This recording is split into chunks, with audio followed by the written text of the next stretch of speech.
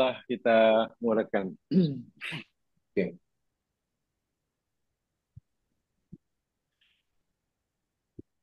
A'udzubillahi minasyaitonirrajim. Bismillahirrahmanirrahim. Alhamdulillahirabbil alamin. Wa bihi nasta'in ala umurid dunya waddin. Salatu wassalamu ala asyrafil anbiya wal mursalin. Nabiyina Rasulina Muhammad wa ala alihi wa ashabihi wa atba'ihi ila yaumiddin. Rabbi shrah li sadri wa yassir li amri wahlul 'uqdatam min lisani yafqahu qawli. Amma ba'. Semoga Allah Subhanahu wa taala sentiasa menambahkan ilmu agamanya kepada kita dan memberkatinya. Dan semoga Allah sentiasa memberikan keberkatan pada segala apa yang Dia anugerahkan kepada kita. Semoga Allah tunjukkan pada kita bahawa yang benar itu benar dan Allah beri kita kemampuan untuk mengikutinya. Dan semoga Allah Subhanahu wa taala menunjukkan kepada kita bahawa yang batil itu batil, yang salah itu salah. Dan semoga Allah memberikan kita kemampuan untuk meninggalkannya. Amin ya rabbal alamin. InsyaAllah kita akan teruskan siri kajian kita kaitan dengan 4 tingkatan beriman kepada qadar Allah.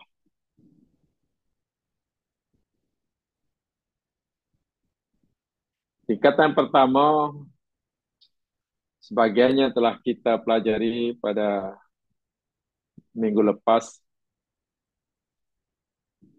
Mempercayai qadar Allah bermakna pertama, kita meyakini kepada ilmunya, pengetahuannya.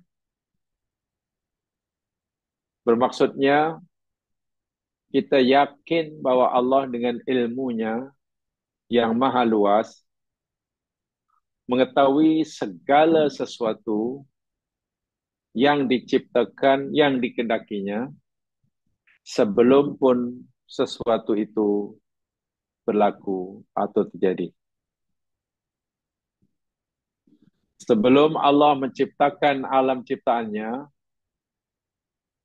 dengan ilmunya Allah dah tahu apa yang akan berlaku, apa akan terjadi. Ini karena setiap peristiwa, kejadian atau benda yang wujud, kewujudannya semata-mata kerana kehendaknya. Kaitan dengan percaya dan yakin akan ilmu Allah, dengan ilmunya Allah telah mengetahui apa yang telah berlaku. Ini contohnya telah kita pelajari minggu lepas. Dengan ilmunya Allah mengetahui apa yang sedang berlaku. Yang ketiga, dengan ilmunya Allah mengetahui apa yang akan terjadi, yang akan berlaku sebelum ia berlaku. Contohnya, yakni kisah kekalahan dan seterusnya kemenangan Rom ke atas Parsi yang kita pelajari. Contoh yang lain, yang mudah, bahwasanya ketika Nabi Mi'raj berada di Sidratul Muntaha, lalu Nabi diizin oleh Allah Subhanahu wa taala untuk melihat surga dan melihat neraka. Di Sidratul Muntaha, Allah perlihatkan pada Rasulullah surga dan isinya, dan juga diperlihatkan pada baginda neraka dan isinya. Apa kata Nabi menceritakan pengalaman yang luar biasa ini?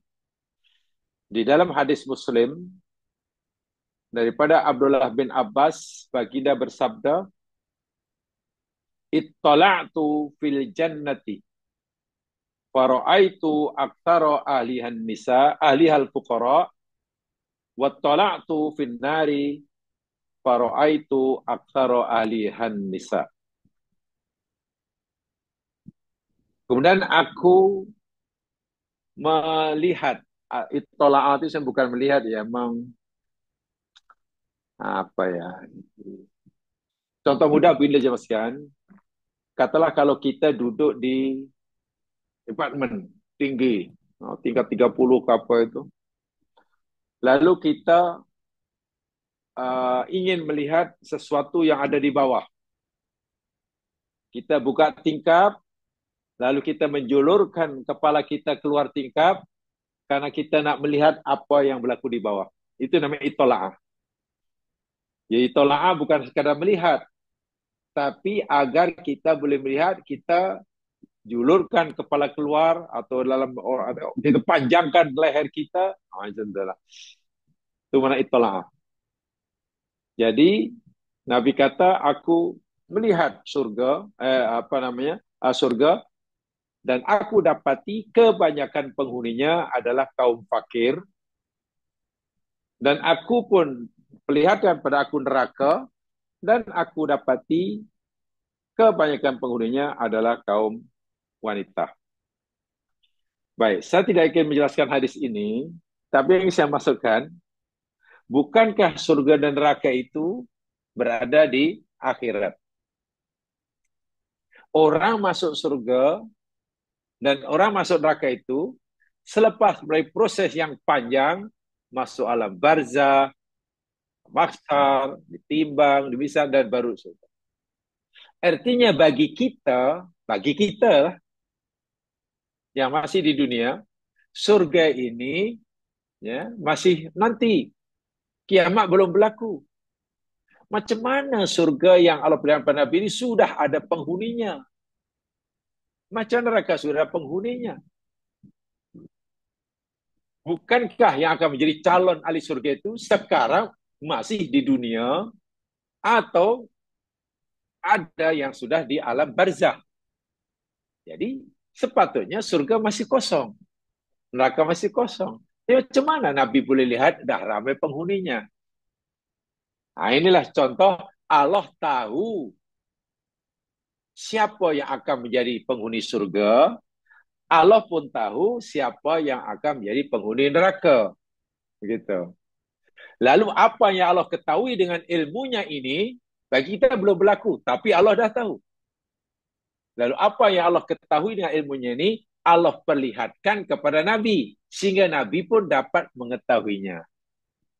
Itu maksud dengan ilmunya Allah mengetahui apa yang akan terjadi sebelum terjadi. Ya. Dan ia akan berlaku sebagaimana yang Allah ketahui. Itu makna beriman kepada qadar Allah dari aspek ilmu Allah. Daripada ilmu Allah. Baik. Saya ingin bagi contoh lain yang supaya kita lebih banyak lebih luas pemahaman kita. Ya. Coba Jamal lihat surah Al-Lahab. Surah Tabbat Yada. Ini contoh yang Masya Allah, ini luar biasa di sini. Surah Tabbat Yada Abi Lahabi wa Tab.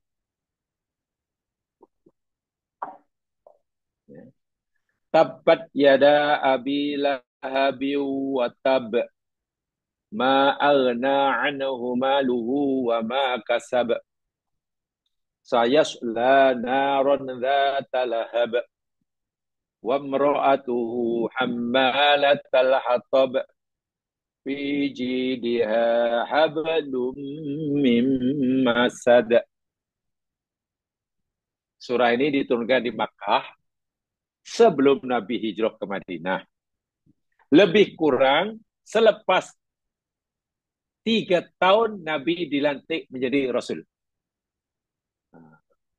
Lebih kurang 3 tahun selepas Nabi dilantik oleh jadi Rasul, ayat ini turun.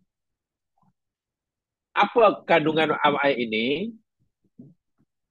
Ayat ini kalau tengok dari terjemahan, yakni tabbat yada abi lahabi wa tab. Celakalah, rugilah, binasalah kedua tangan Abu Lahab, dan sungguh keduanya akan celaka, akan binasa. Ma aghna anhu maluhu wa ma kasab. Harta yang ia belanjakan, usaha yang ilakan sia-sia, tidak akan memberi apa-apa manfaat dan faedah. Sayasla naron dzata lahab. Abu Lahab ni akan dibenamkan, dimasukkan, dihubankan dalam neraka yang apinya menyala-nyala. Wa imra'atuhu hammalatal hatab. Dan juga dimasukkan dalam neraka itu istrinya sebagai perempuan yang membawa, menggendong kayu api. Sama ada yang memahami ini bahasa kiasan, yakni penabur fitnah sana sini, cucuk sana sini, yang menjadi batu api lah. Atau karena dia orang yang bakhil, sehingga dia sanggup bekerja susah payah, untuk masak pun kena cari kayu api sendiri, tidak mau beli pada orang yang menjual kayu api, karena baginya kalau belikan pakai duit, elok cari sendiri. Istrinya pun akan dibenam sama. Fi jidah hablum masad. Ringkas kata, surah Al-Lahab ini Allah memberitahu kepada Nabi Muhammad, kepada seluruh manusia, termasuk pada Abu Lahab, bahwa Abu Lahab sepanjang hayatnya akan tetap menjadi orang kafir.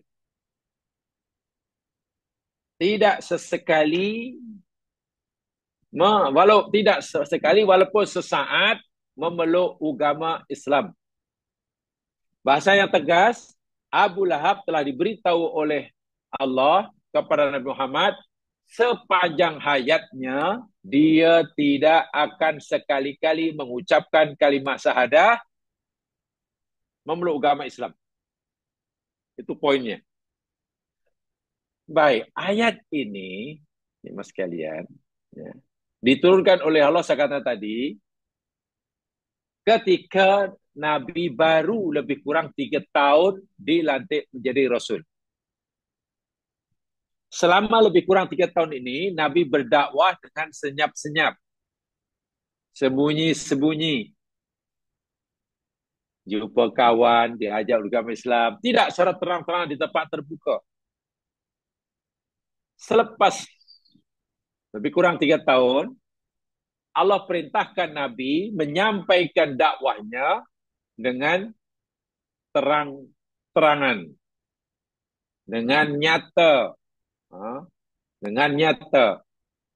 Wa anzir ashiratakal aqrabin.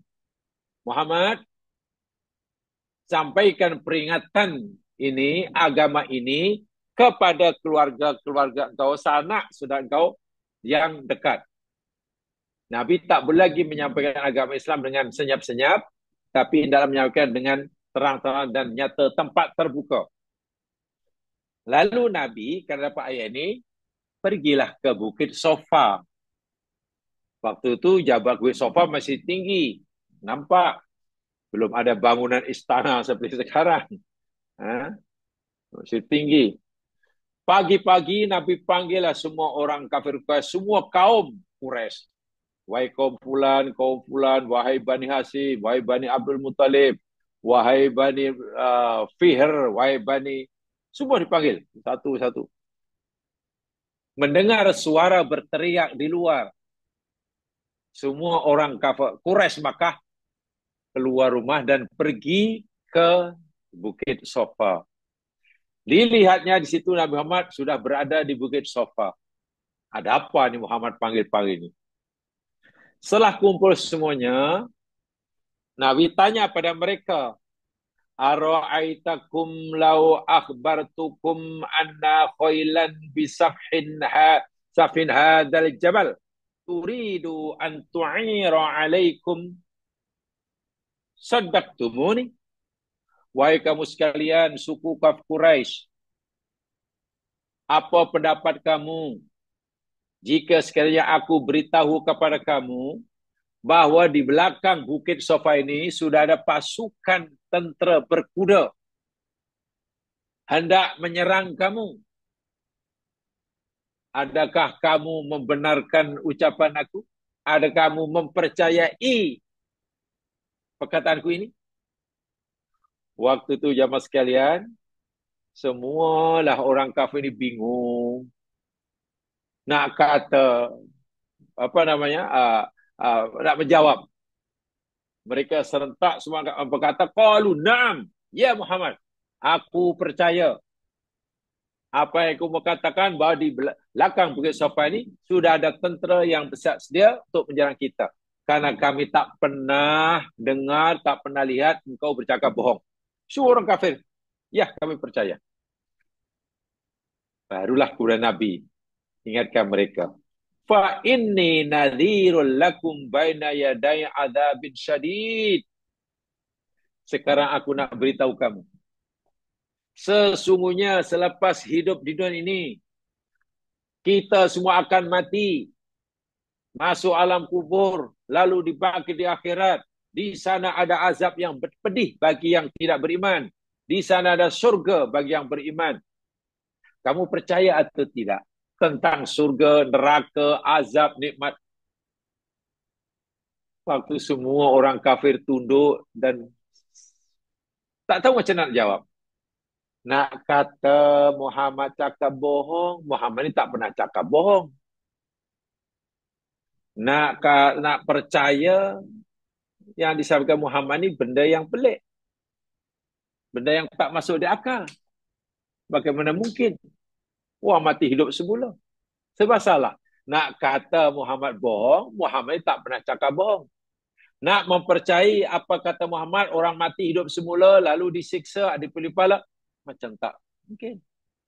Ketika orang-orang lain semuanya bingung nak jawapan apa, tiba-tiba Abu Lahab, bapa saudara Nabi, bangun dengan teriak dengan suara yang lantang. Apa dia kata? Tabban laka ya Muhammad. Celaka engkau wahai Muhammad, kata Abu Lahab. Tabban laka ya Muhammad. Ma da'au tani tawzana illa lihada.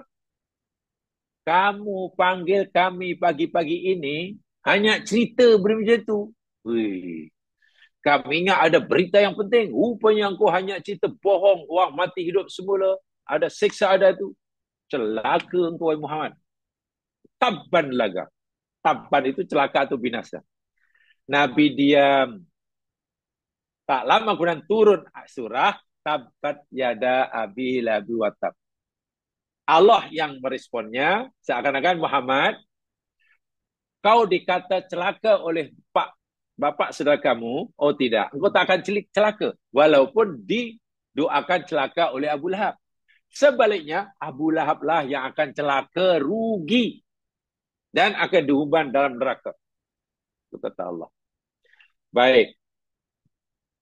Yang saya nak sampaikan kaitan dengan ilmu Allah, ayat ini berita daripada Allah, pemberitaan pada Allah bahwa Abu Lahab ini hidupnya sia-sia di dunia kafir, di akhirat masuk neraka, diberitakan Allah ketika Nabi baru 3 tahun jadi Rasul. Apakah selepas turun ayat ini Nabi menghentikan dakwahnya, seruannya pada Abu Lahab? Tidak. Abu Lahab tetap diajak meluk agama Islam. Diseru. Setahun, 2 tahun, 4 tahun. Dia masih degil. Lagi jadi-jadilah apa namanya permusuhannya per Rasulullah.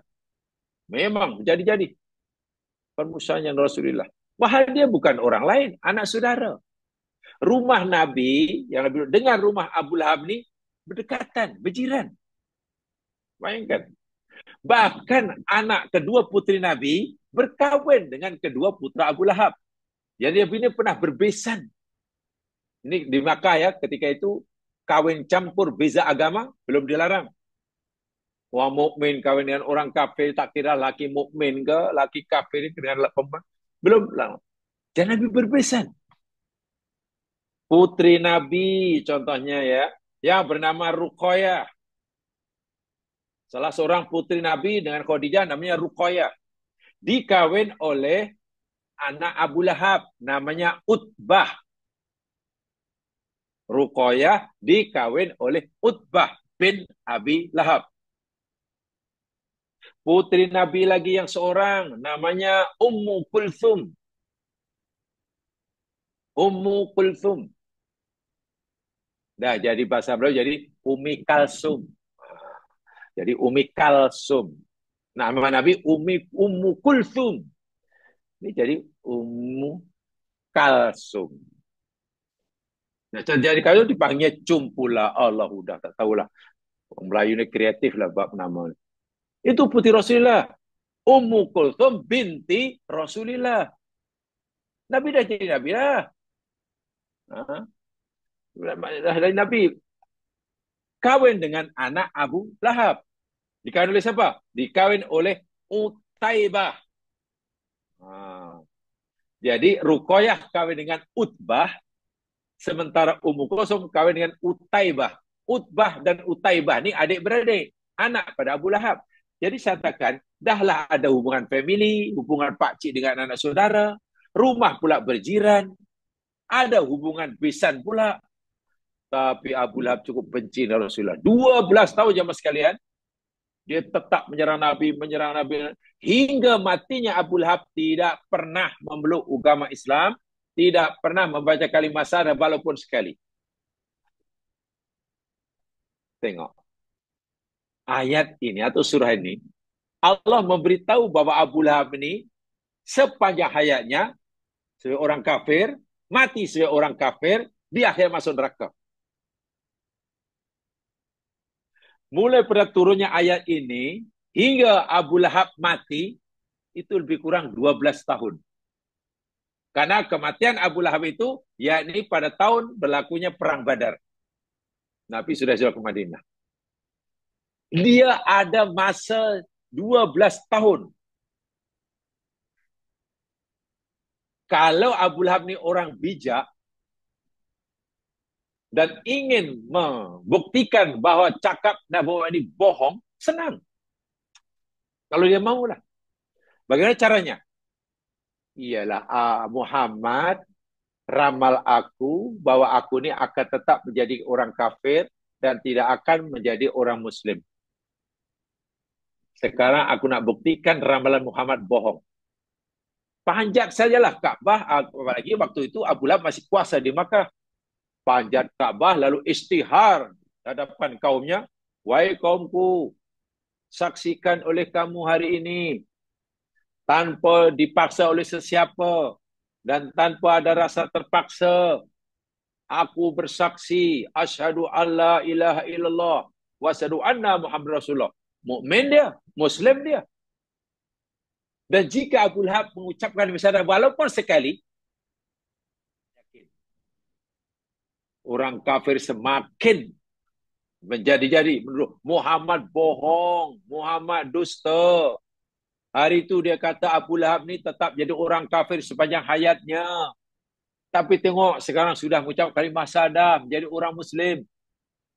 Orang mukmin pun mungkin meragui kebenaran tabat yada ini.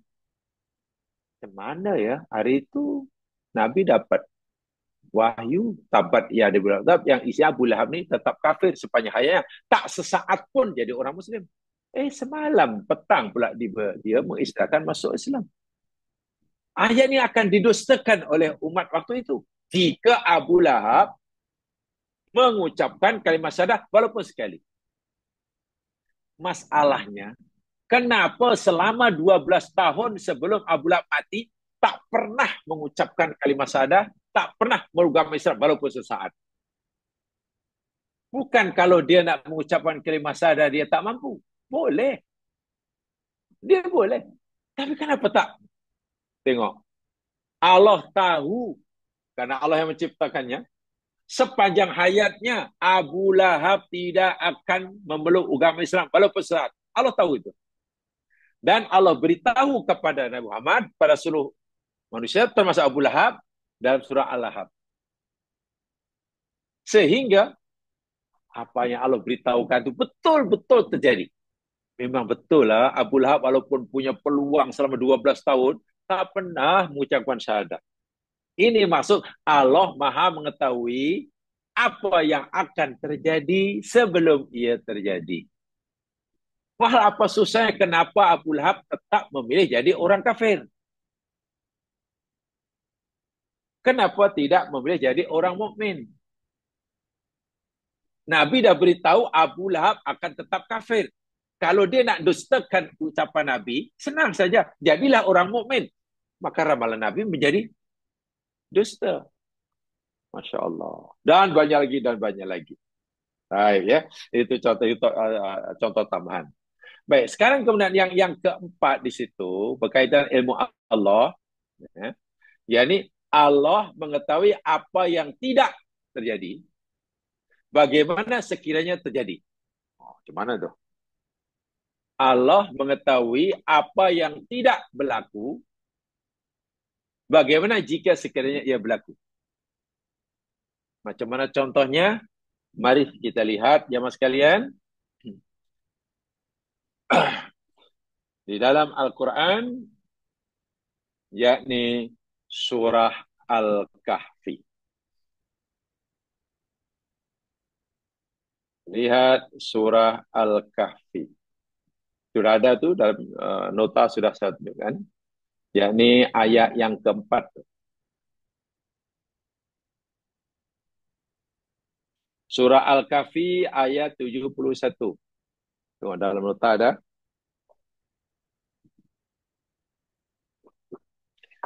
Dengan ilmunya yang maha luas, Allah mengetahui sesuatu yang tidak terjadi, tidak berlaku. Bagaimana ia jika ia terjadi? Mana tu?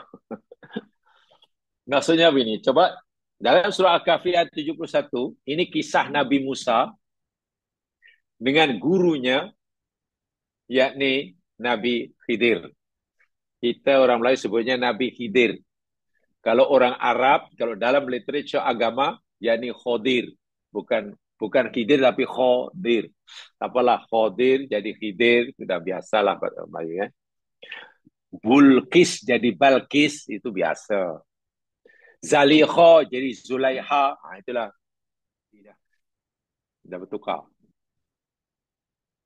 Nabi Musa diajak oleh Khodir, karena dia ingin belajar, menumpang kapal, naik kapal, perahu. Fantolaqa hatta idza raqiba fis safinati kharaqaha.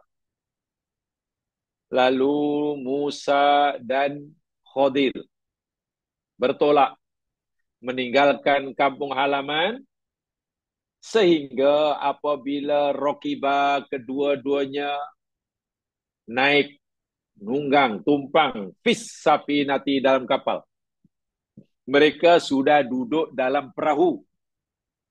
Tapi perahu itu sudah berlayar. Bukan masih di pelabuhan. Sudah berlayar dah. Tiba-tiba Khadir buat hal. Khorokoha. Allahu Akbar. Khorokoha. Khorokoh itu mana menebuk. Melubang, menebuk. Perahu itu ditebuk.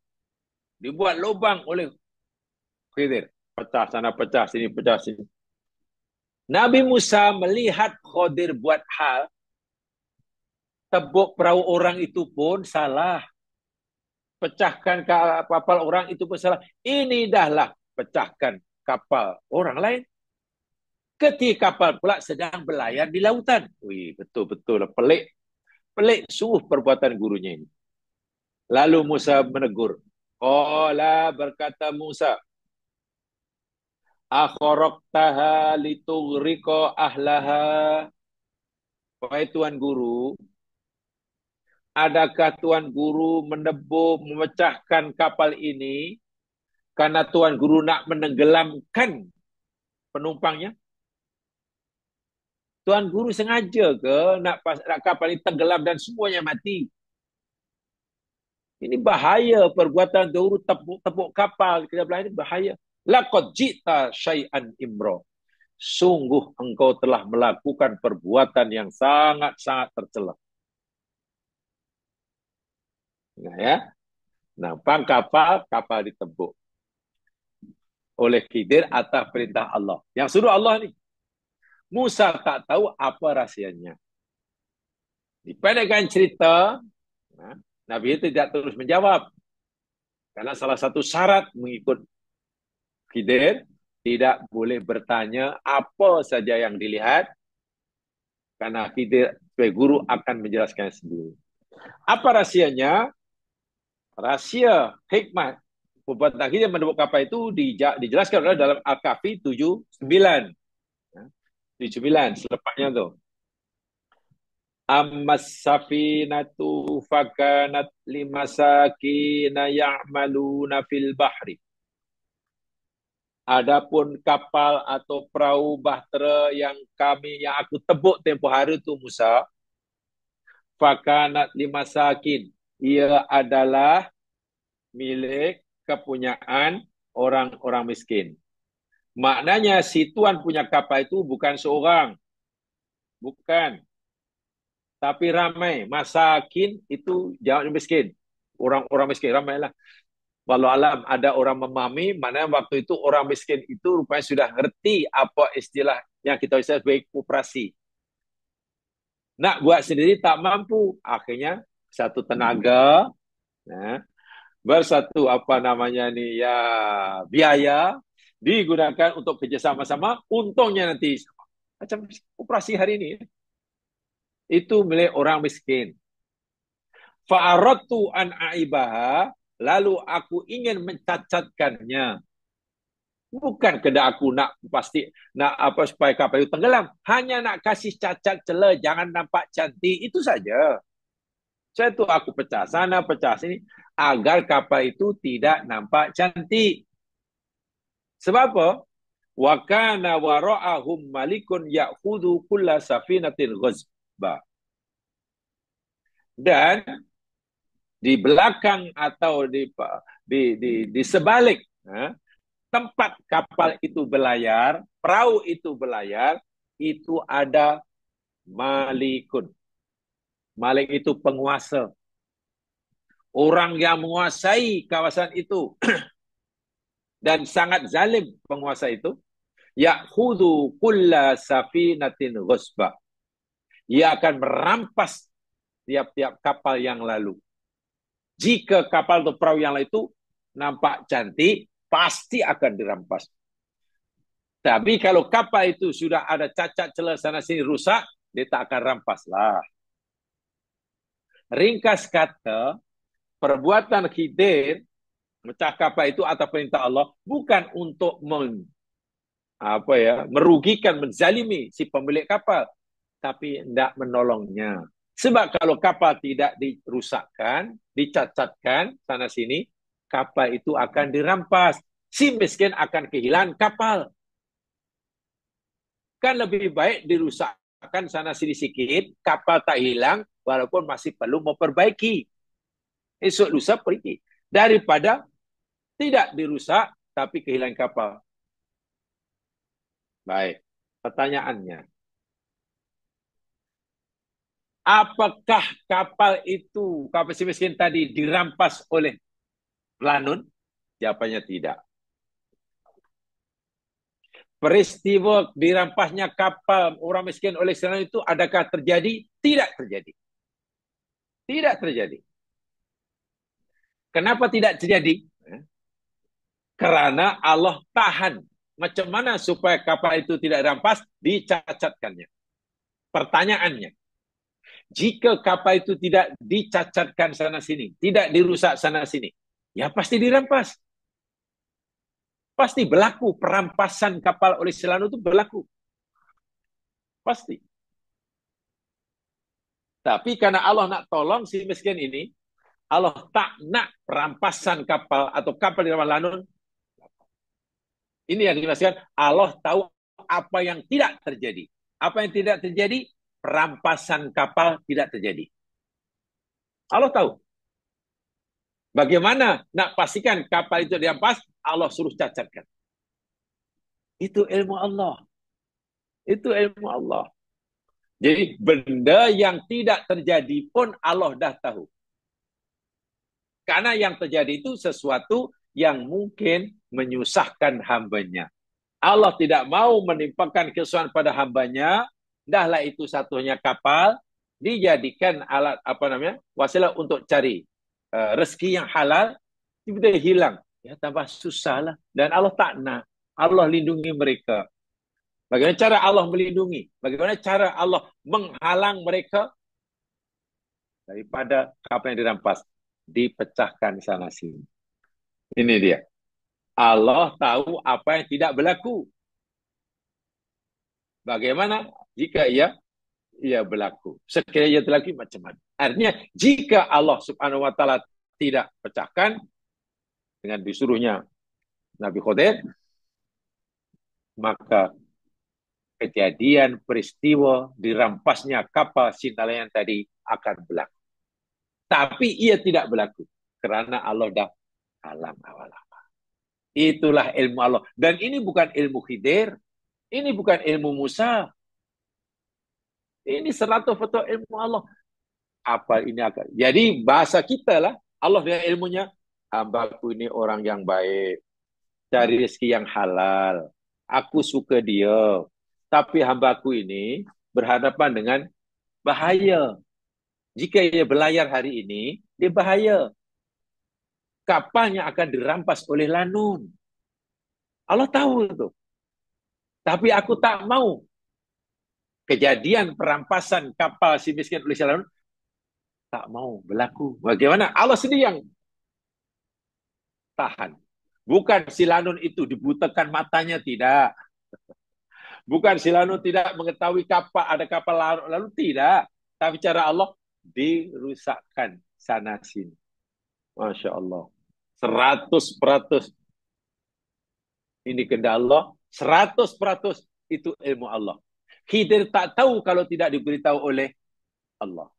Musa yang seorang nabi itu pun tidak tahu apa-apa. Sehingga protes pada Khidir. Apa yang dia lakukan dianggap salah. Setelah dijelaskan, barulah dia faham. Itulah ilmu Allah. Jadi rupanya kalau orang itu sudah mendapatkan kasih sayang Allah, rahmat Allah jemaah sekalian, musibah yang akan menimpa hamba itu, yang tidak diketahui oleh sesiapa, bila Allah sudah sayang, Allah sendiri yang akan menghalangnya. Jangan khawatir. Jangan khawatir. Kita diancam oleh berbagai musibah yang kita tak tahu dari mana datangnya. Bila menimpa kita, bila Allah sudah lindungi kita dengan rahmatnya, Allah sendiri yang akan menahan musibah itu sehingga tidak menimpa kita. Tanpa kita sedari. Sebagaimana mungkin kita mengelakkan diri daripada bencana yang akan menimpa. Sedang kita tidak dapat mengetahuinya. Inilah. Serahkan pada ilmu Allah. Kita yakin dengan ketentuan Allah, dengan ilmu Allah yang maha luas, sehingga mengetahui segala-galanya. Allah berfirman, sambungan ayatnya, lihat surah Al-Hasr ayat 22. Huwallahul ladzi la ilaha illahu alimul ghaibi wasyahadah huwar rahmanur rahim. Al-Hasr 22, terjemahannya, dialah Allah Subhanahu wa taala, zat yang di atas Tuhan seorang pun yang berhak disembah kecuali Dia. yang maha mengetahui yang gaib dan yang nyata. Dialah yang maha pengasih, lagi maha penyayang. Alimul ghaibi wasyahadah. Itu kan bahwasanya pengetahuan Allah, ilmu Allah itu mencakupi segala sesuatu. Ima sesuatu yang telah, yang sedang, yang akan, bahkan yang tidak terjadi dan bagaimana ia terjadi. Itu pertama. Bermakna tidak ada sesuatu yang dicipta oleh Allah, termasuk fenomena yang berlaku dalam alam ciptaannya, sekecil apapun dia, bila ia berlaku, di mana ia berlaku, melainkan Allah telah mengetahuinya sebelum ia berlaku. Bermakna tidak ada sesuatu kejadian yang Allah terlepas pandang. Inilah yakin pada qadar tingkatan pertama. Itu baru saya katakan, jangan sekali kita, Allah tak tahu ke benda itu dah teruk sangat jahat, tapi kenapa ada dibiarkan saja. Kalau kita iyalah, ada orang jahat tapi kita tak ambil tindakan, ya karena kita tak tahu. Ada orang buat rusak sana sini, tidak ambil kita tindakan, karena kita tak tahu. Allah maha mengetahui. Tapi, sungguh pun Allah maha mengetahui apa yang dilakukan oleh hambanya, termasuk yang kufur, tidaklah Allah terus ambil tindakan saat itu. Itu kebijaksanaan Allah Subhanahu wa taala.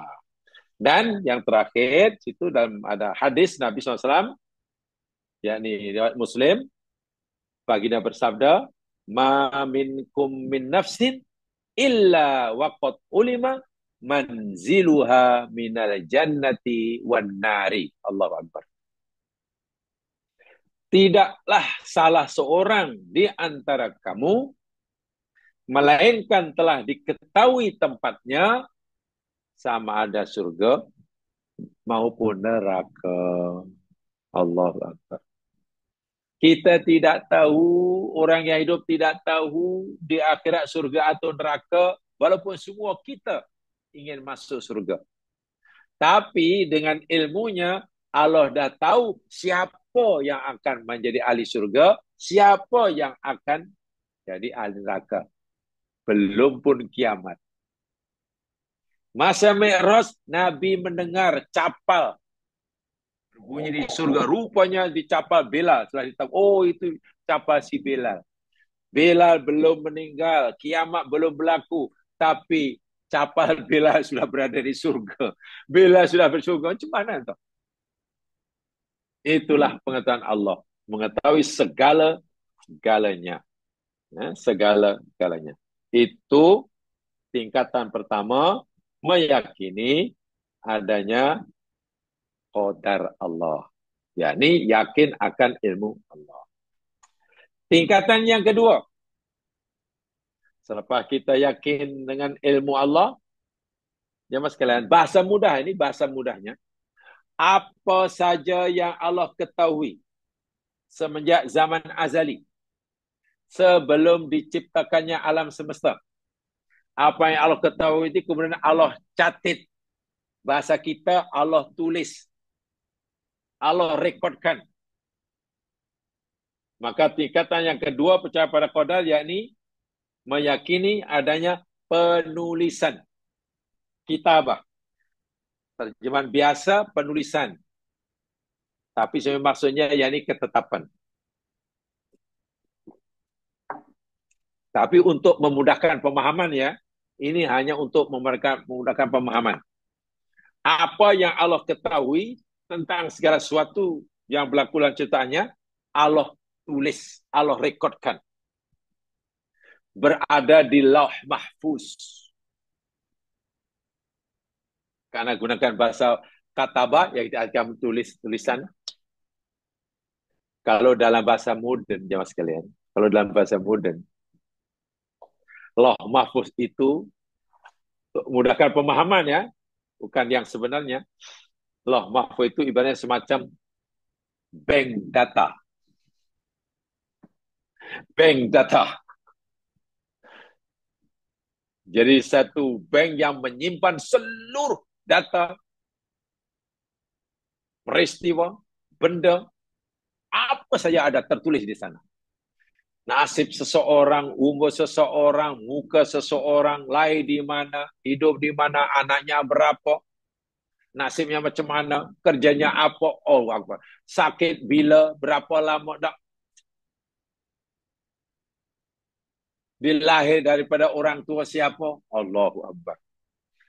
Bank data, Allah Mahfuz. Ditulis, yang Allah ketahui itu ada dicatat, direkodkan. Sehingga meyakini adanya qadar, bermakna kita yakin akan adanya tulisan ini.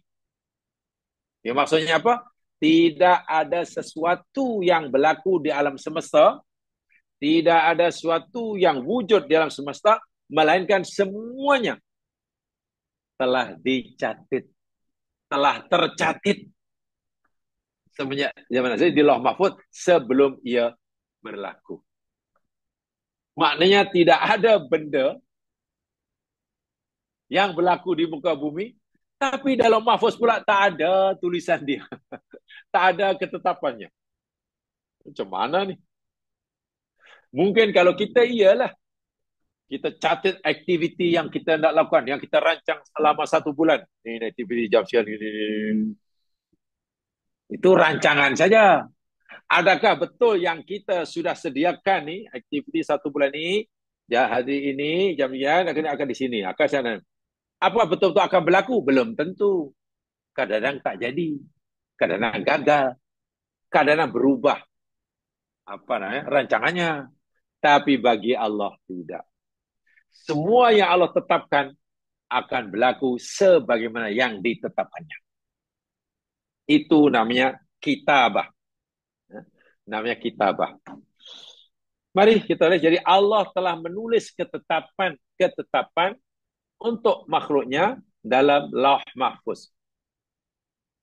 Lauh Mahfuz. Yang saya lihat macam bank data. Itu ilmu yang paling tinggi itu. Sehingga ada yang mengatakan Nabi Khadir itu salah seorang kekasih Allah yang mendapat bocoran maklumat daripada Lauh Mahfuz. Nabi Musa tak dapat bocoran itu. Tapi Nabi Khidir dapat bocoran maklumat. Ini budak bila besar nanti jadi kafir. Ayahnya yang soleh karena sangat mencintai sayang anaknya pun jadi kafir. Karena Allah tak mau budak ini besar jadi kafir, dan tak mau orang tuanya pun nanti jadi kafir, maka anak itu dimatikan oleh Allah semasa kanak-kanak lagi. Belum balik pun. Belum balik. Itu sudah ada rekodnya di sana. Maklumat tu ada. Data tu ada. Lalu Nabi Khidir dapat bocoran istilahnya daripada Allah. Lalu disuruh oleh Allah bunuh budak itu kan. Allah suruh Khidir untuk pecahkan kapal. Ini ilmu yang tinggi itu. Nabi Musa tak dapat. Nabi Musa tak dapat. Si Nabi Khidir ketika memecahkan kapal, membunuh kanak-kanak, ya tenang-tenang saja. Tenang-tenang saja. Nabi Musa bingung karena tak dapat apa-apa. Karena kita sudah tahu apa yang akan berlaku jika dia tidak melakukan itu. Dan tahu karena diberitahu oleh Yang Maha Tahu. Ditunjukkan, ini datanya. Ini catatannya. Allah. Contoh yang mudah aja mas sekali. Contoh ya.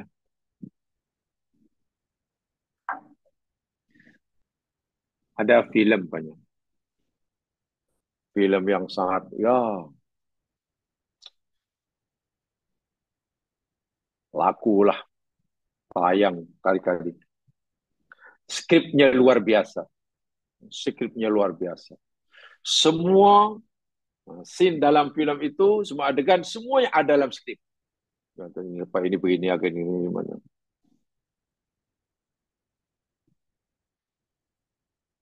Orang yang pertama kali menyaksikan, menonton film yang penuh dengan adegan-adegan yang mencemaskan.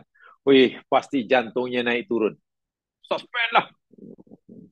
Naik kapal terbang pula jatuh pula. Wih, suspend. Memang dah degat-degut jantung. Kenapa? Karena kita tak tahu apa yang berlaku selepas ini nanti. Ini serba ini akan jadi apa. Tapi coba tanya yang menulis skrip tu. Tanya yang menulis skrip, yang dia pegang skrip tu. Langsung tak heran. Tak heran. Aku tahu lepas itu nanti ini. Dia tak akan mati. Walaupun jatuh kapal terbang, dia tak mati. Walaupun masuk kandang singa, dia tak reti, tak mati. Dia ada skrip dia. Baca.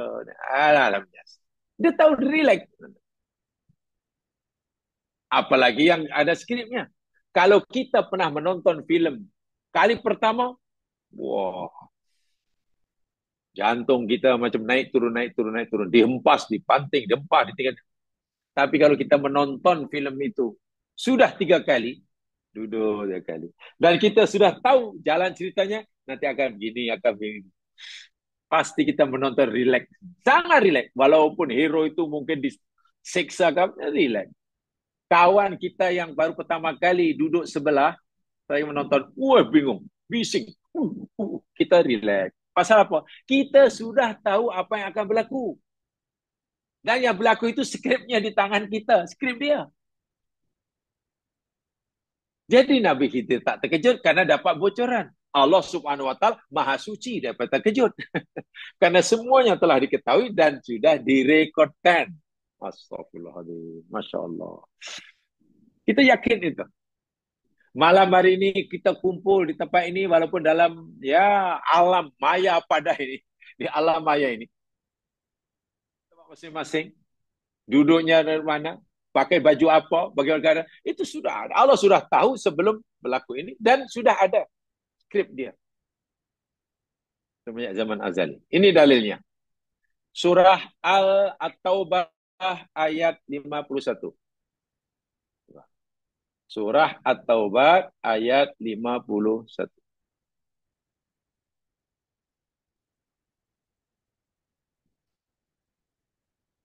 A'udzu billahi minas syaitonir rajim.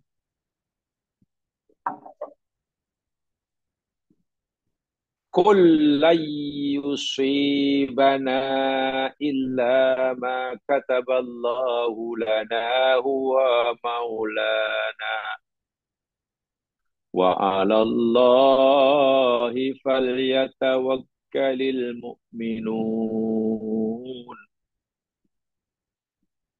Kul katakanlah. Muhammad, katakan beritahu pada seluruh umatmu. Lan tidak sekali-kali. Tak akan. Lan itu tidak akan. Tidak sekali-kali. Yusibana menimpa kita. Tidak sekali-kali ada musibah yang menimpa kita. Tak akan. Tak akan. Illa ma kataballahu lana. Illa kecuali ma apa yang kataba yang Allah telah tetapkan, Allah telah tulis, catat lana bagi kita. Jadi katalah kalau kita duduk di rumah, jalan dari atas ke bawah, pergi dapur, tiba-tiba tangan tersepit pintu, katalah. Jari tersepit pintu, itu musibah. Hari itu, saat itu, tangan kita tersepit pintu, itu musibah. Musibah itu sebenarnya Allah sudah catat. Sebenarnya Allah tahu yang saat itu, hari itu, di tempat itu, jari kita tersepit pintu. Allah dah tahu. Dan peristiwa itu sudah ada dalam skrip Allah Subhanahu wa taala dalam di Lauh Mahfuz. Jadi hidup ini kita menjalani skrip itu. Dan kita wajib yakin semuanya itu sudah diketahui dan ditetapkan oleh Allah Subhanahu wa taala. Nanti saya jelaskan ya, ini perjalanan umum sebab nanti mungkin pertanyaan begini. Kalau semua sudah ditulis, ditetapkan, lalu apa fungsi kita ikhtiar? Kan itu kan nanti pertanyaannya. Katanya semua dah ditetapkan. Kalau sudah kan, kenapa kita disuruh berusaha lah, ikhtiar lah? Kita tak payah berikhtiar, berusaha pun, kalau ketetapan merah, tetap merah. Kalau kita berusaha semati-mati pun, kalau Allah dah bagi hidup, ya hijau juga lah. Lalu buat apa ikhtiar tu? Apa fungsi usaha? Mungkin bertanya ke sana nanti. Itu akan sampai penjelasan. Tapi izinkan saya untuk jelaskan ini secara umum dahulu. Semua sudah tulis. Tidak ada pun musibah yang akan menimpa kita kecuali apa yang Allah telah tulis, Allah tetapkan buat kita. Huwa maulana. Allah itu adalah pelindung kita. Wa 'alallahi falyatawakkalul mu'minun, dan ke atas Allah sajalah hendaklah orang-orang mukmin bertawakal. Ini dalilnya. Dalil adanya kitab, dalil adanya penulisan terhadap apa saja yang berlaku sebelum ia berlaku. Qadar, keyakinan qadar tingkat kedua meyakini adanya penulisan itu.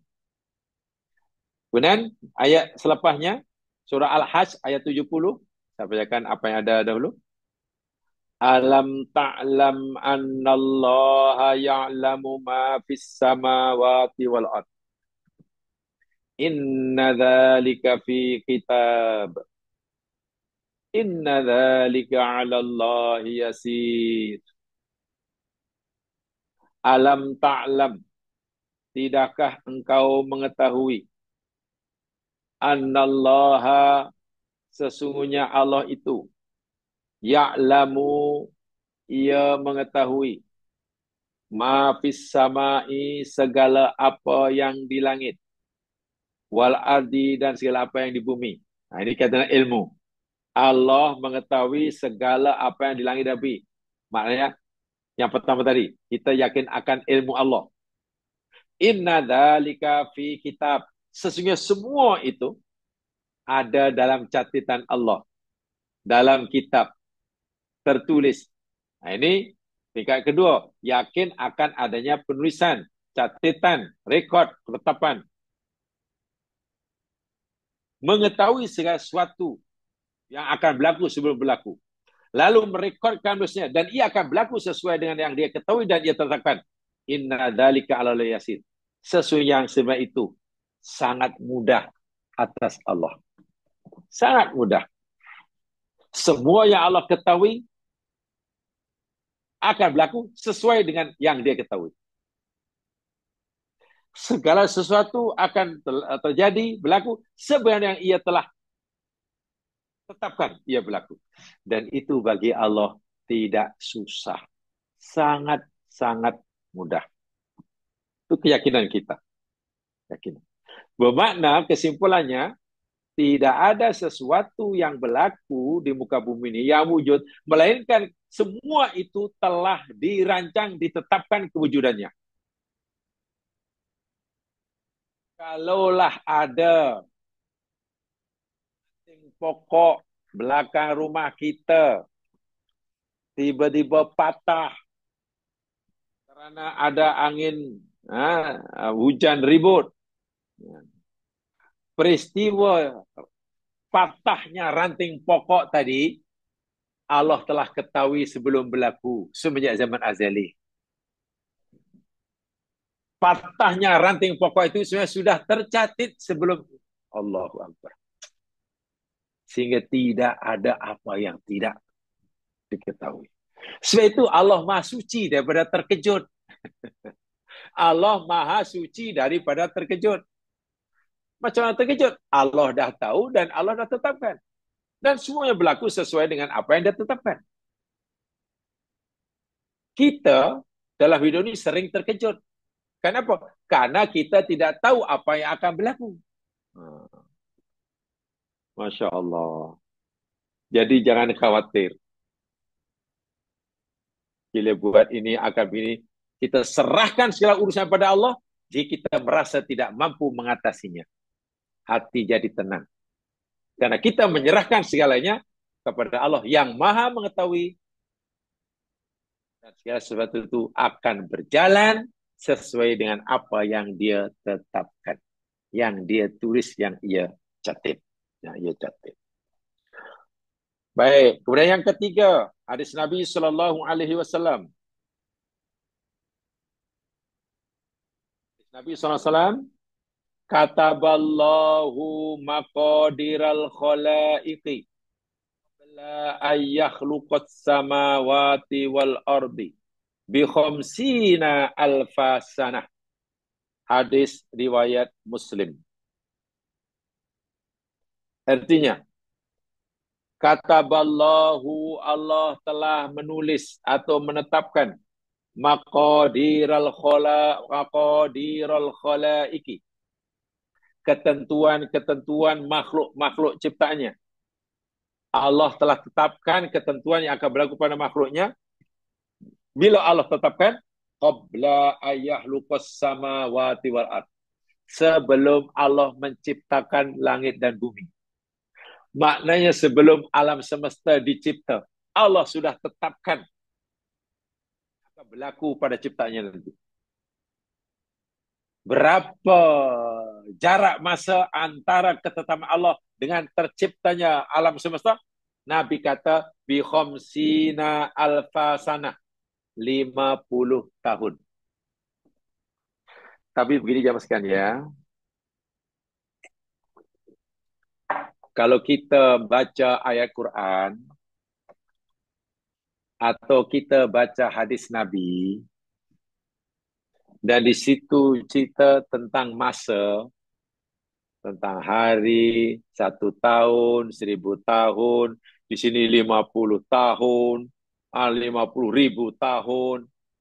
Itu kita jangan pahami angka-angka ini berdasarkan apa namanya formula kita.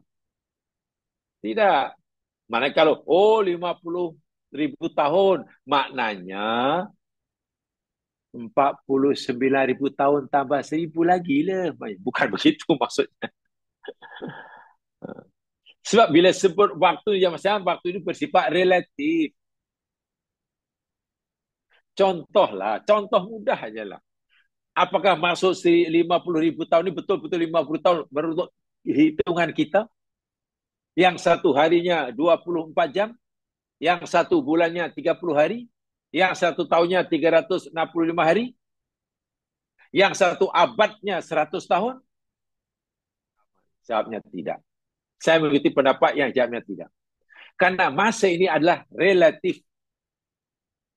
Bahasa Arab dipanggil, yakni ada satu kaidah an-nisbiyatul waqtiyah. Relativity masa.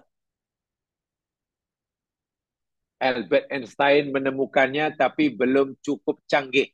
Karena apa yang Al-Quran lebih canggih daripada itu. Sehingga teori relativiti masa Einstein itu belum sempurna. Belum sempurna. Sekarang semua sekali. Quran lebih tepat. Contoh ya. Relativiti Einstein kan hanya melihat kepada benda yang zahir, yang sahadah. Yang sahadah. Contoh mudah. Kalau kita memperhatikan kapal terbang berjalan. Kapal terbang, bus berjalan. Kita duduk, kemudian kita tengok bus lalu depan kita. Kereta lalu. MotoGP lalu. Pasti kita nampak MotoGP itu laju. Laju. Kelajuannya 200 km sejam, 250 km sejam. Laju sungguh. Sakit, laju sungguh. Karena kita yang memperhatikan, kita diam.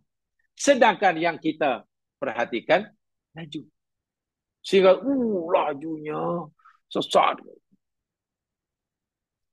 Tapi kalau kita memperhatikan bus, kereta yang lalu yang berjalan di sebelah kita, kita pula mereka dalam kereta kita yang kelajuannya lebih kurang sama,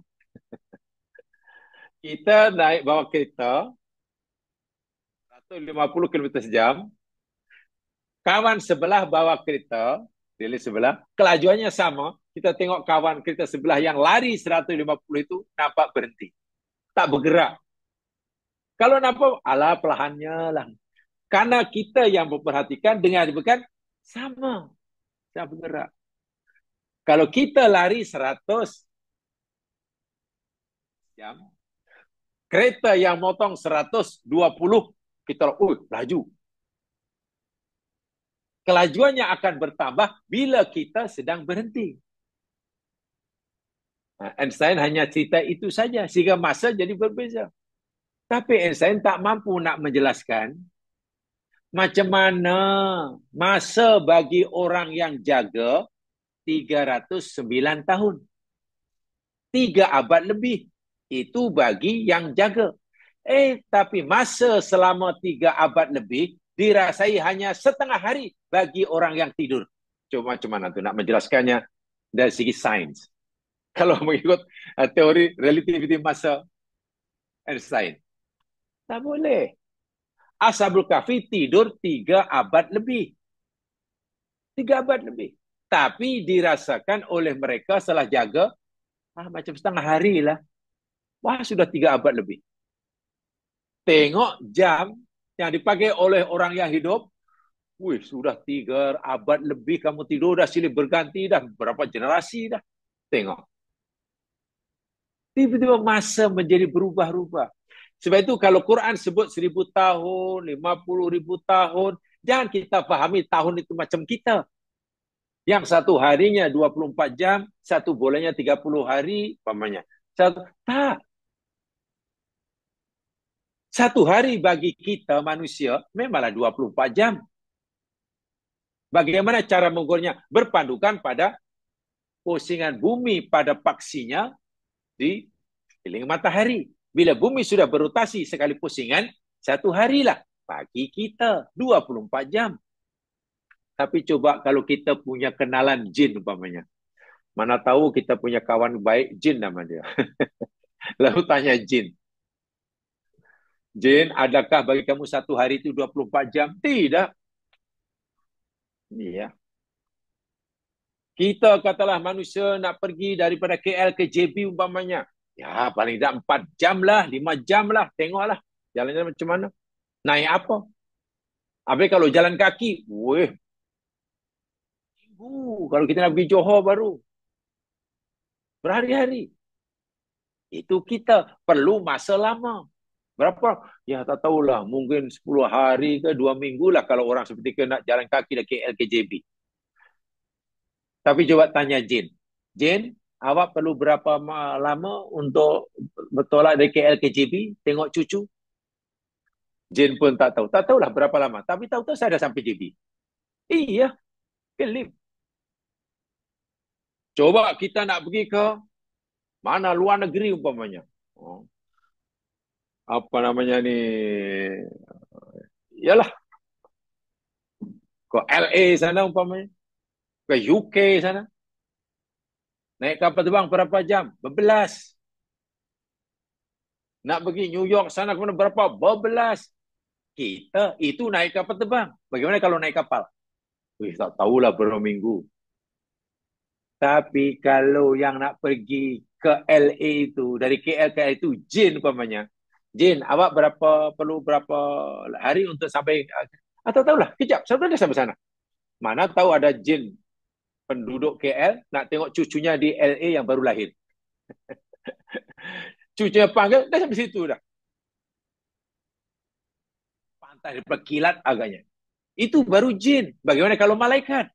Lagi laju lagi. Jadi bila Nabi kata 50,000 tahun itu kiraan kita kah?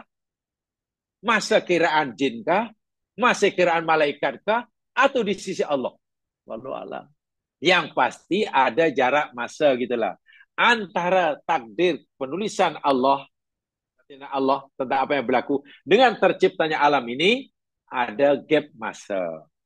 Berapa lama ikut Nabi kata, apa yang dia kata? 50,000 tahun. Tapi apakah 50,000 tahun itu untuk masa seperti kita atau malaikat? Di sinilah kita tidak boleh, ini menurut kita, mana tak. Sebab kalau hanya 50,000 tahun, tak lama zaman bagi kita.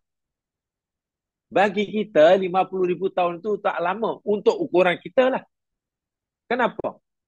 Planet bumi kita ini, Mas Sekalian, dijangkakan berdasarkan ilmu yang pengkajinya, yang tentang astrofisik, astrofisik dan kosmologi, umur bumi kita yang sekarang ini sudah 5 bilion tahun. Sudah 5 bilion. Nabi kata, jarak penulisan Allah tentang cipta Allah baru 50,000 tahun. Mana bumi lagi tua. Dan bumi terwujud 5 bilion tahun yang lalu. Itu pun bumi baru terwujud selepas 8 bilion. Selepas berlakunya The Big Bang. Big Bang berlaku, bukan bumi terwujud sekarang. Mengalami proses yang panjang. Setelah 8 bilion tahun, bumi baru terbentuk. Jadi kita sekarang ini hidup di muka bumi ketika bumi kita sudah sangat tua, umurnya 5 bilion tahun. Jadi jangan heran kalau bumi yang kita tinggal sekarang ini sering batuk-batuk, sering pening-pening kepala. Itu biasalah. Kadang batuknya banyak, sakit perut, bergegor. Ya malu dah tua, dah tua. Penghuninya makin ramai, perutnya makin kosong karena kita sedut keluar. Saya yang mentegaskan, janganlah hadis-hadis seperti ini atau ayat-ayat tentang masa itu lalu kita katakan itu masa untuk ukuran kita. Bukan. Bukan begitu cara memahaminya. 50,000 tahun, mana 50,000 tahun, mana ya yang ya cara mengira yang satu hari 24 jam itu. Bukan. Walaupun ada yang memahami begitu. Tapi itu terang, saya pribadilah, karena dahulu dia belajar ini, pesara saya mengajar itu, kita memilih pemahaman yang tidak begitu cara memahaminya.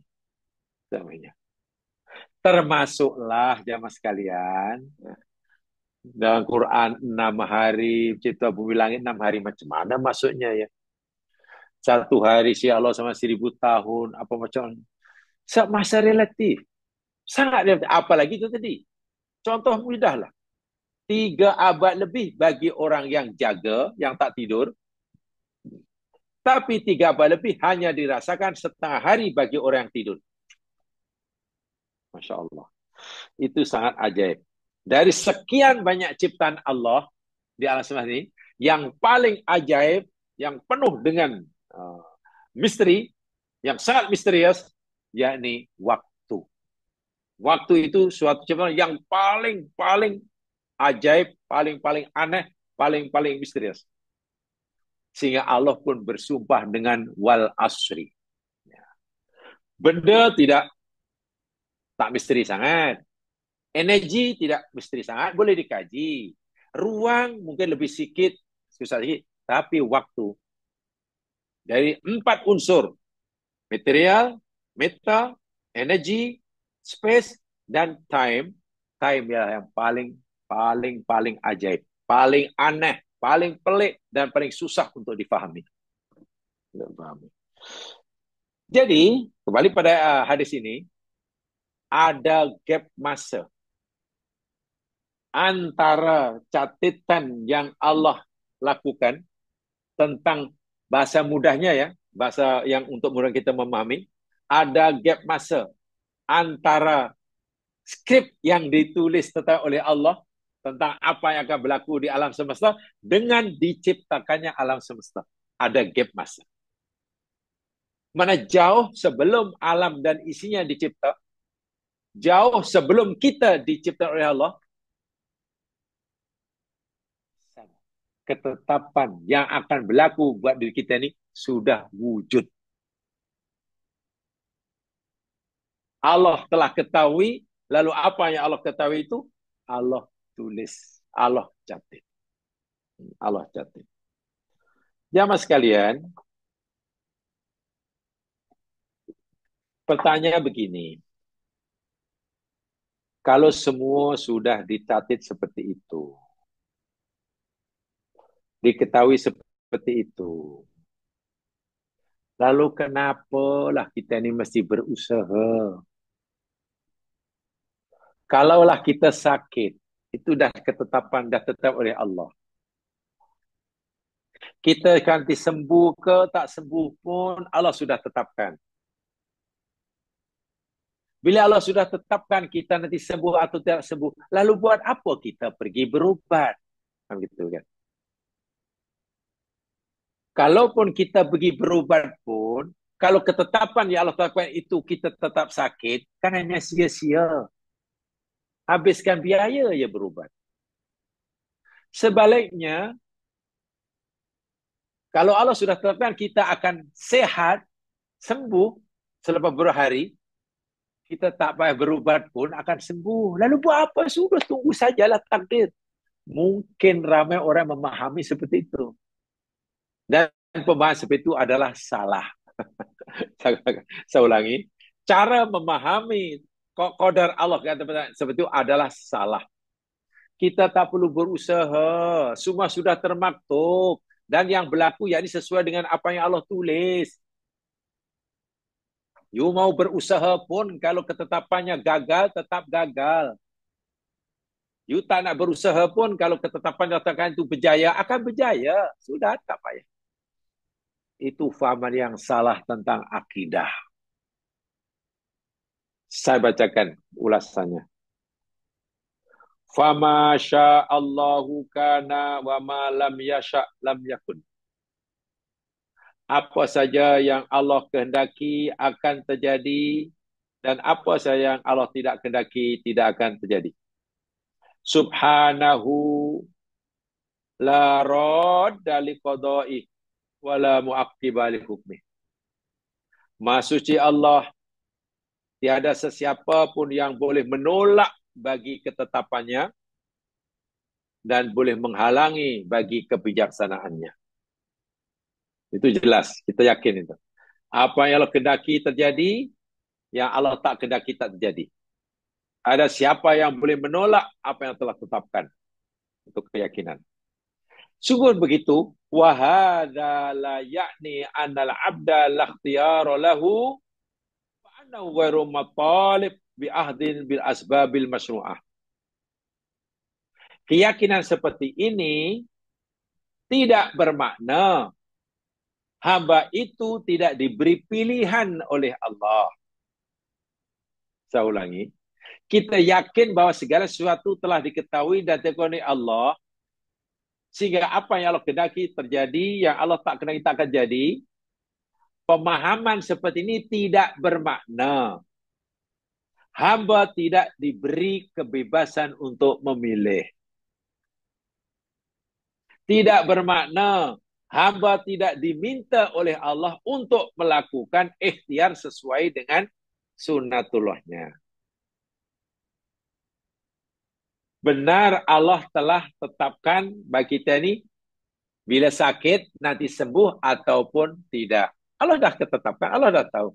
Tapi ini tidak bermakna menafikan kita dinafikan Allah untuk berikhtiar. Allah tetap suruh kita berikhtiar. Kan nanti Allah akan berikan pada kita sesuai dengan apa yang kita ikhtiarkan itu. Contohnya, bali sawab yang betul adalah abda matalib. Apa ini diminta oleh Allah untuk melakukan asbabnya.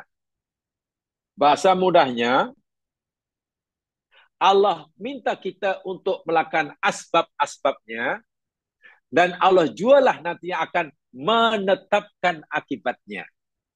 Menentukan akibatnya. Akibat itulah Allah yang maha menentukan. Kita hanya disuruh melakukan asbabnya, Allah yang akan menetapkan akibatnya. Allah tuntut kita untuk melakukan action, Allah yang akan memberikan reaction-nya. Bahasa yang kami gunakan dahulu, ini namanya hukum sebab akibat, ini namanya hukum kausalitas. Kausalitas. Hukum ada sebab, ada akibat. Ada action, ada reaction. Ada reaction. Sesuai, mana dalilnya? Begini. Suatu hari, dalam hadis Bukhari Muslim, Nabi ditanya oleh sahabat. Karena Nabi bersabda, Ma minkum min ahadin illa waqad ulima maq'aduhu minal jannati wan nari. Suatu hari Nabi pernah bersabda, tadi atas hadisnya sudah ada tadi, tidak ada seorang pun daripada kamu, melainkan telah diketahui dan telah ditetapkan oleh Allah tempat tinggalnya kelak, sama ada di surga ataupun di neraka. Tidak ada seorang pun daripada kita, manusia hidup di dunia, melainkan tempat tinggalnya sama ada surga atau neraka, Allah telah ketahui dan Allah telah tetapkan. Ketika Nabi memberitahu segitu, sahabat bertanya, qalu awala nada'il amal wa nattakil ala kitab. Allah. Kalaulah seperti itu, jika seperti itu, setiap kita yang hidup di dunia ini telah diketahui dan ditetapkan tempatnya imam surga atau neraka, bukankah lebih baik kita tinggalkan saja beramal? Tak perlulah kita susah payah beramal. Wa nattakil ala kitab, dan kita bertawakal kepada ketetapan itu. Sudah. Kalaulah Allah dah ketahui dan tetapkan nasib A di neraka, lalu buat apa dia beribadah? Kan sia-sia. Kalau seorang itu telah diketahui dan kalau tempatnya di akhirat neraka, lalu apa ruginya? Apa nama oleh Allah di surga? Lalu apa ruginya? Melanggar larangan Allah. Maksiat banyak pun, kalau Allah dah ketahui dan tekan tempat surga, surga juga. Jadi alangkah kenapa kita tak, ya sudah tak payah beramal tawakal aja lah. Sahabat pernah tanya begitu kepada Nabi. Apa jawab Nabi? La. Oh tidak. Tidak. Boleh begitu. Sebenarnya, i'malu fakullun muyassarun lima khuliqa lah. Allahu Akbar. Tidak boleh seperti itu. Sebenarnya beramallah kamu, berusahalah kamu. Kalau kamu ingin masuk surga, maknanya ya buatlah apa yang Allah suruh, tinggalkan apa yang Allah tegah. Kalau ada orang yang masuk neraka, langgar ajalah semua perintah Allah. Itu. Karena tiap-tiap seorang daripada kamu dimudahkan bagi apa yang ia diciptakan baginya. Artinya apa? Orang yang Allah telah ketahui dan telah ditetapkan tempat di surga, jemaah sekalian, Allah bagi mudah ia untuk melakukan amalan-amalan yang memudahkan ia masuk surga. Masya Allah. Orang yang Allah telah ketahui dan tetapkan orang itu ahli neraka, maka Allah bagi dia mudah untuk melakukan amalan ahli neraka. Sehingga surga dan neraka itu sebenarnya balasan yang Allah telah tetapkan sesuai dengan apa yang diusahakan oleh manusia. Orang sakit, dia nak tahu apakah ketetapan Allah baginya sembuh ataupun tidak, baru tahu selepas orang itu berubat. Ini namanya qada mu'allaq namanya. Qada mu'allaq itu yakni qada yang bersyarat. Kita sakit. Dalam qada Allah, qadar Allah yang tercatat di sana, yang diketahui oleh Allah, seakan-akan bunyinya begini. Hambaku ini sakit. Jika hambaku yang sakit ini mau berikhtiar berubat, maka aku akan tetapkan baginya sembuh dan sehat. Tapi jika hambaku ini tak mau berubat, bahkan tak pandai menjaga kesehatannya, aku akan tetapkan ia terus sakit. Begitulah maksudnya. Jadi jangan kita fikir dalam bab ini, ketetapan Allah hanya satu buat kita. Ada banyak. Bila kita memilih berobat dan kemudian kita sihat, itu pun qada Allah. Bila orang sakit tak mau berobat, tetap sakit, bahkan makin parah, itu pun qada Allah. Paham ya? Orang bawa kereta, bukan main laju. Kereta pula brake tak makan. Brake tak makan, steering loose pula. Bukan main laju. Lalu accident. Ya itu qada Allah juga. Ada orang bawa kereta. Keretanya bagus, sempurna. Bawa ikut patuh pada undang-undang jalan raya. Selamat sampai destinasi yang dituju. Itu pun qada Allah. Accident di jalan raya itu pun qada Allah. Selamat itu pun qada Allah. Sesuai dengan ikhtiar manusia. Sehingga seakan-akan qada Allah dalam perkara ini, yang Allah tulis itu, ada syaratnya. Jika hambaku ini bawa kereta membabi buta, maka qada yang aku takkan baginya accident. Tapi jika hambaku ini memandu dengan berhemah, maka qada yang aku takkan dia ini selamat. Itu maksudnya. Jadi sebab itu Nabi kata, jangan tawakal macam itu.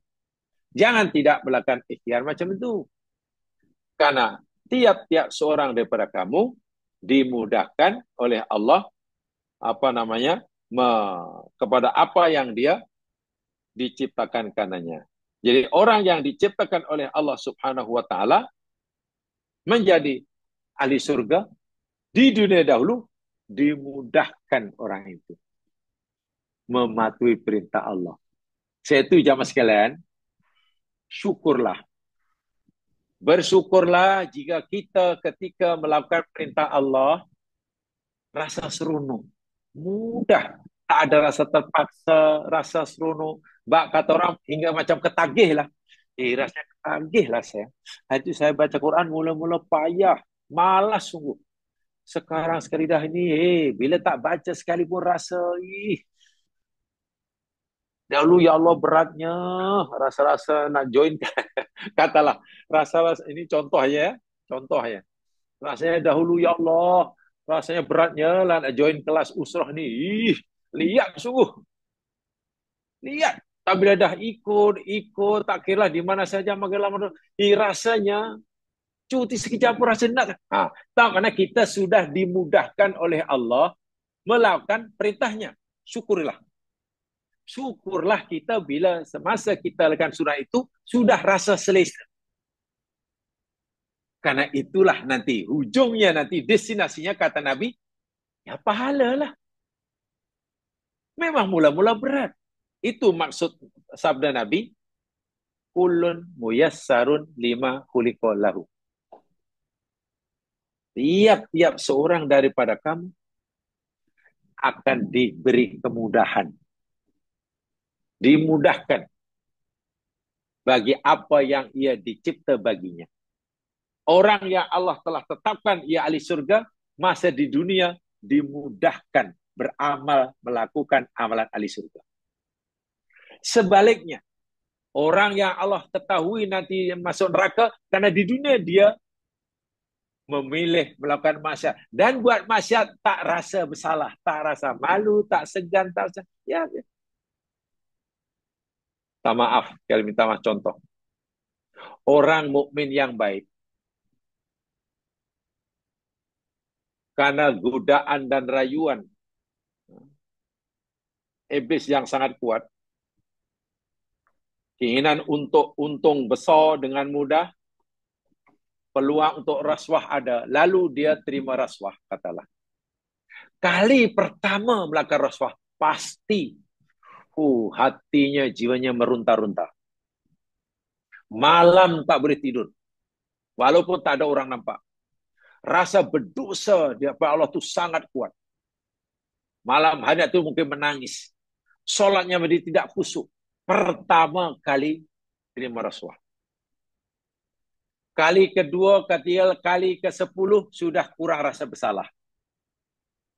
Bila dia lakukan rasuah sudah yang ke-100 kali, langsung tak rasa bersalah. Bila rasuah sudah 500 kali, sudah ketagih. Bila tak roswah 1 minggu, pasti demam. Hati-hati kalau buat maksiat, sudah rasa macam itu. Maknanya orang ini dimudahkan, dilorongkan jalannya masuk neraka. Wa'iyadzubillah, tumabillah. Itu pentingnya usaha.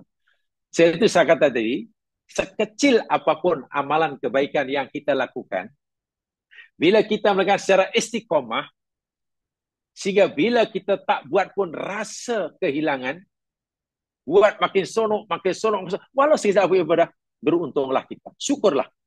Karena itu tanda, misalkan hadis sahih Bukhari Muslim ni, itu tanda bahawa jalan kita ke surga sudah dimudahkan. Dimudahkan. Makin mahal. Itu pentingnya. Jadi kita tak boleh, tak apalah, kalau dah takdirkan surga lah. Memenat, beramal pun kalau tanya neraka. Bukan. Bukan begitu. Bukan begitu. Itu hadis sahih. Demikian juga dalam masalah dunia.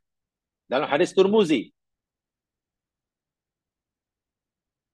Nabi ditanya oleh sahabatnya, Aro'aita rukun nastarqihi wadawaan natadawa bihi watuqatan nattaqiha hal taruddu min qadarillahi syai'an.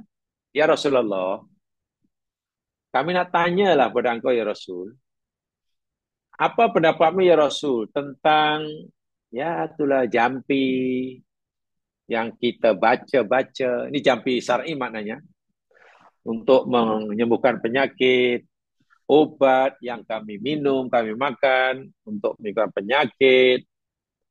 Adakah semua itu boleh menolak qadar Allah? Adakah jampi, berobat misalnya itu boleh menolak takdir Allah, qadar Allah? Apa jawab Nabi? Iya min qadarillah. Kamu tahu tak? Kamu sanggup berobat, berusaha, itu pun qadar Allah. Jadi kamu jangan fikir qadar Allah itu hanya sakit ataupun sembuh. Kamu berusaha untuk memilih untuk sehat, itu pun qadar Allah. Ada orang lapar, ingin kenyang. Lalu dia makan. Makan itu pun qadar Allah. Setelah makan kemudian kenyang, itu pun qadar Allah. Orang tak nak makan, itu pun qadar Allah. Karena tak makan, tetap lapar, itu pun qadar Allah. Semuanya itu adalah qadar Allah. Masalahnya kita ini sekarang kerap membaik qadar Allah. Jika berjaya, senang, dikata itu usahanya, karena jerih payahnya. Bila rugi dan teruk, dikata itu dah takdir. Ini susahnya. Bila sehat, dikata ya sebab saya rajin olahraga, rajin exercise, rajin jogging, rajin jaga makanan. Bila tiba-tiba sakit, macam mana boleh sakit kan asalnya? Ya itu apa pula, itu takdir. Ini silap. Sehat ke sakit ke, itu adalah qadar Allah. Kita jaga kesihatan, itu pun ditakdirkan oleh Allah. Kita tak reti ya kehidupan dengan kehidupan yang sehat, itu pun dari Allah Subhanahu Wa Taala. Bermakna jamaah sekalian, walaupun segala telah diketahui oleh Allah dan dicatat oleh Allah, ini tidak bermakna, kita meninggalkan melakukan asbab. Itu yang kedua. Artinya apa? Ilmu Allah yang mengetahui segala-galanya, ketetapan Allah yang telah mengetahui bagi semua segala-galanya, tidak ada unsur memaksa. Maksudnya, tidak menafikan kewajiban kita untuk berikhtiar. Tidak bermakna kita tidak dituntut untuk melakukan asbab. Itulah. Karena kita ikhtiar, kita buat itu, kita pilih itu, itu pun qadar Allah juga. Jadi qadar Allah bukan hanya keputusan akhirnya, pilihan kita di awal itu pun kita belajar, itu pun qadar Allah. Nanti takdirnya pandai atau tidak, itu pun qadar Allah. Begitulah. gitu, dan seterusnya dan seterusnya. Itu jamaah sekalian saya sampaikan. Jadi mudah-mudahanlah menambahkan pengetahuan pada kita semua. Alhamdulillah. Karena dalam masalah takdir ini sengaja sampaikan bab akidah ini dari ya, apa percaya pada qada, karena kita tidak boleh silap dalam memahaminya ya. Orang seringkali menyalahkan takdir. Itu bahaya sekali. Selalu menyalahkan takdir. Lebih-lebih bila dia nasibnya tak baik, takdir disalahkan. Tapi kalau nasibnya baik, tak ada kita ingat Allah pun. Merasa itu karena hasil jerih payahnya. Wah itu parah. Tidak boleh begitu ya. Itu salah. Akidahnya tak betul. Sedangkan kesilapan akidah, kita punya persepsi yang tak betul tentang Allah, itu termasuk jenayah akidah. Jadi beratlah kesalahannya. Itu saja kali yang saya sampaikan. Mudah-mudahan menambahkan pengajaran bagi kita. Alhamdulillah kalau dapat dikongsi bersama. Kurang lebihnya mohon dimaafkan. Tutup dengan bacaan tasbih farah dan surah wal asr. Subhanakallahumma wabihamdika asyhadu an la ilaha illa anta astaghfiruka wa atubu ilaik. A'udzu billahi minasyaitonir rajim. Wal asr. Innal insana lafi khusr illa alladziina aamanu wa 'amilus shalihaat wa tawashaw bil haqq wa tawashaw. Assalamualaikum warahmatullahi wabarakatuh. Waalaikumsalam warahmatullahi wabarakatuh. Ustaz.